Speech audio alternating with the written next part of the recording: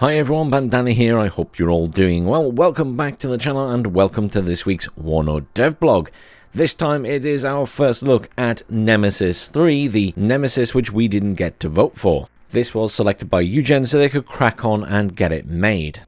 So Nemesis 3 is called Home Front, and today we're getting a look at the NATO division. The theme of Nemesis 3 is that these divisions are far away from the European battlefield, safeguarding their respective alliances' critical flank. First up are the Alaska-based US 6th Infantry Division Light. So this division had one primary mission in the late Cold War: to protect Alaska. The formation was active during World War I and II, but deactivated in 1968. The 6th Infantry was reactivated in 1986 and designated as the US Army's primary Arctic warfare division.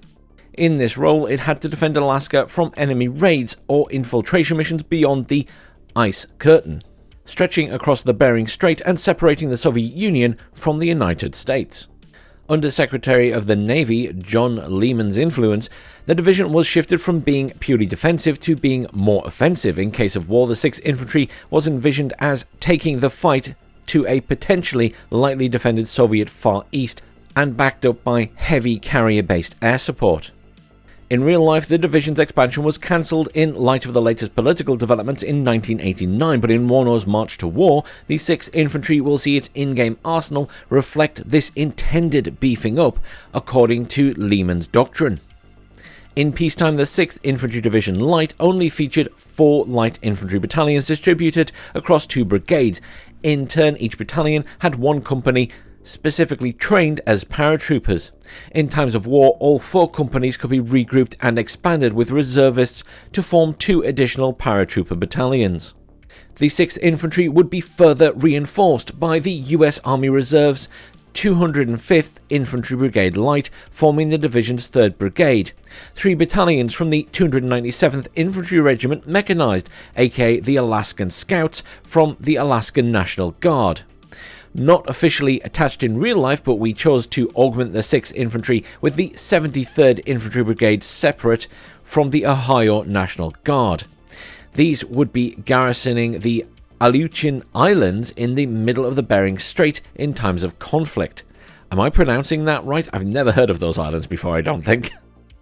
Anyhow, this breaks down to the 6th Infantry being roughly 50% US Army or Army Reserve, the latter being considered regulars but with a locked veterancy, and then 50% National Guard.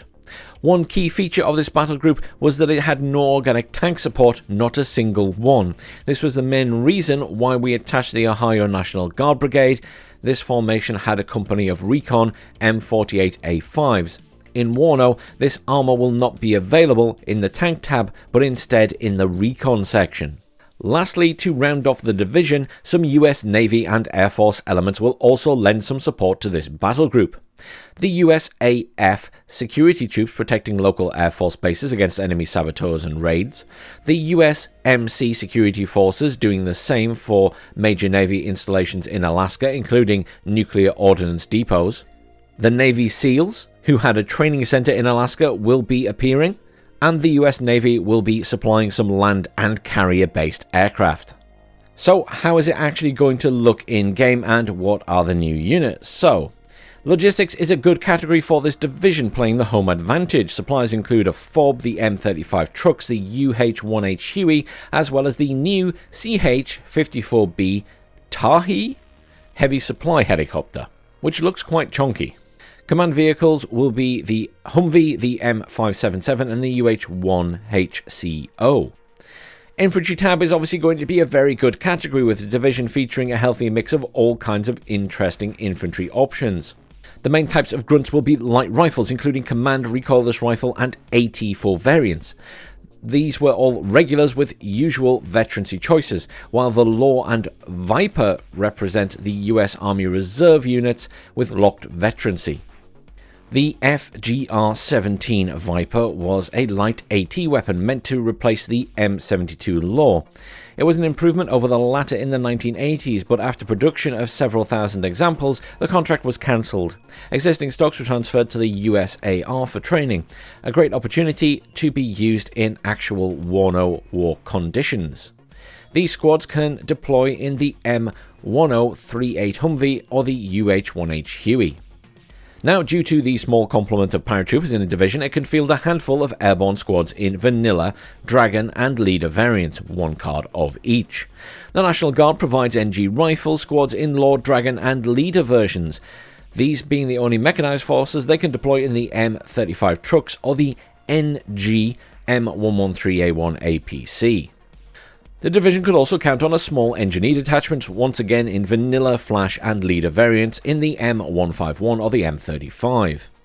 Infantry support weapons include the usual M60, M2HB, Mark 19, M40A1, ITO and TO2, as well as the TO2A in various regular National Guard or even airborne variants. Although that is quite a diverse array of infantry, most of these units have been featured in WARNO in one way or another, so what's actually new? Well, the USMC Security are the Marine Corps units tasked with defending or retaking, if need be, the US Navy's nuclear weapon depots. These are 7-man strong squads with the M16, M21 scoped rifle and AT-4 and smoke grenades. Furthermore, they have the shock trait, being CQB specialists, security, as you know, being security forces, and resolute for being naval infantry. They ride into battle in the M1038 Humvee or their unit-specific Dragoon 300. The Eugen French team say, clearly a counterfeit VAB, no doubt about it. And this will feature the security trait. There will be the USAF Security Patrol, 4-man teams with Colt Commandos and a Stinger manpad, as well as the security and military police traits. These teams provide airfield security with short-range air defense. These teams will come in either the regular M998 Humvee, the M1038 Humvee MP, or the new Peacekeeper wheeled APC with a military police trait. There will also be the USAF Security, a larger 13-man squad with the M16, 2 M249s, 1 M60A3 plus the military police trait. And then there will be the Navy SEALs. You might not have heard of these, as they are super obscure and completely not one of the United States' premier elite special forces squads. Eugen's attempt at humour. They come as 9-man soldiers with Colt Commandos, no less than 4 M60E3 light machine guns, AT-4s and satchel charges, plus the Special Forces shock and airborne traits. That is a lot of infantry. Anyhow, let's move on to artillery. So apparently it's rather mediocre, but the absence of heavy-hitting artillery is the same issue that plagues all light divisions. This means you'll get the M29 81mm mortar and the M30 107mm mortar, plus the M101 105mm new to a US division but previously featured in other NATO formations, some of the more modern and new M119 105mm, as well as a few of the M198 155mm towed howitzers. All of these are towed by M35 trucks. An additional feature is that the first 2 light pieces can also be transported by helicopter, being done so by the new CH-54B Tahi. I have no idea if you pronounce it like that or you just say T-A-R-H-E, who knows. Anyhow, the tank tab is another average category. Once again, no tanks here, only tank destroyers. The 6th Infantry can deploy the NGM151A2 ITO and the NGM901 ITV, as well as the M1025 Humvee TO2 from the Light Brigades. Recon is a pretty good category with very good options. The classics are all represented, including the Scouts LRS and OH-56C Scout. The new Pathfinders unit are a USAR airborne recon attached to the Ohio National Guard Brigade. Also, previously mentioned, the division's sole armour support will be found here, the new NGM48A5 ACAV.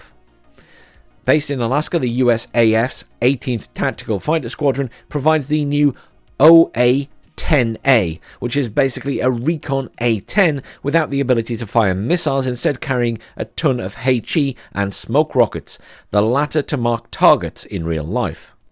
Lastly, the Alaskan Scouts are featured with new infantry models and the reservist trait. That will include the new Alaskan Sniper, a two-man team with the M16A1 and a Remington 700 hunting rifle. The Alaskan Scouts as a four-man recon team with the M16A1 and an M60, and the Alaskan Cav Scouts as an 8-man squad with the M16, two M60s and one M67 recoilless rifle. The above recon units can come in either soft-skin transport, the UH-1H Huey, or the NGM-113A1. This latter vehicle even gets an extra variant, the new NGM-113A1 ACAV, with the recoilless rifle replaced by an extra M60. What about anti-air? Well, this is rather bad, and it has expensive slots and no new options. The division deploys with a standard NG Stinger, the standard Stingers on top of that, the M157A1 VADS 20mm, and the iHawk. Helicopter tab is very average, strangely enough, with a divisional squadron of regular army pilots deploying the older AH-1S Cobra. Eugen would like to note that this is the real AH-1S, which explains why we updated the naming of the in-game namesake not too long ago. Plus some reservist-operated AH-1F Hogs and AH-1F Tow Cobras. What about the air tab then? So the 6th Infantry can count on some strong air support, with the division benefiting from air cover from the USAF, ANG and USN squadrons. This means regular USAF A-10 anti-tank and F-15C Eagle AA-2s. The ANG brings a new unit, the A-7D Corsair, in various roles including rocket, cluster, HE and AT, and the US Navy deploys the new A6E Intruder, Napalm and Seed, and the EA6B Prowler, Electronic Warfare and Seed. So, the 6th Infantry Division Light can bring a whole array of different infantry to the battlefield, backed by powerful recon and air tabs. However, the battle group, due to its light nature, lacks heavy supporting arms. We're not getting any information about the packed side today, and obviously they're just giving a little reminder of Nemesis 4 towards the end there. And they say before we leave with Nemesis 3, we'll also be updating the infantry unit cards and improving the realism and quality. A sneak peek is in the background now. So I guess next week we'll be seeing the second preview for Nemesis 3. Thank you everyone for joining me. I'll see you all soon.